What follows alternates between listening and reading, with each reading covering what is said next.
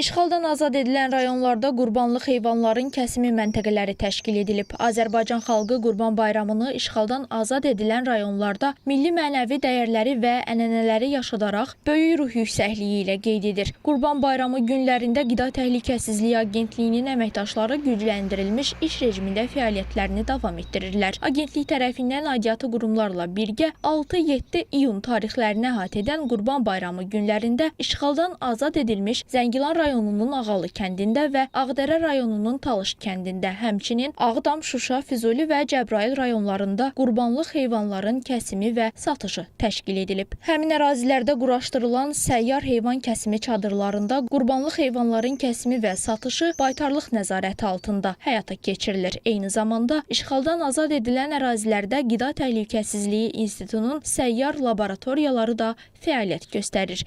Çadırlarda qeyd edeyim ki, baytarlıq nəzarəti tam təmin edilib. Baytar həkim tərəfindən kəsilən qurbanlara öncədən baxış keçirilir, daha sonra kəsim üçün ötürülür və kəsimdən sonraki mərhələdə də kəsilən heyvanın daxili orqanlarına baxış keçirilir və əgər şübhəli hal olarsa, elə hal-hazırda işğaldan azad edilmiş ərazilərdə fəaliyyət göstərən Azərbaycan Qida Təhlükəsizliyi İnstitutunun səyyar laboratoriyalarında yoxlamalara göndərilir. Qeyd edeyim ki, bu laboratoriyalarda ən qısa müddətdə müasir metodlarla, qısa bir vaxt ərzində ekspres laborator müayinələr həyata keçirilir.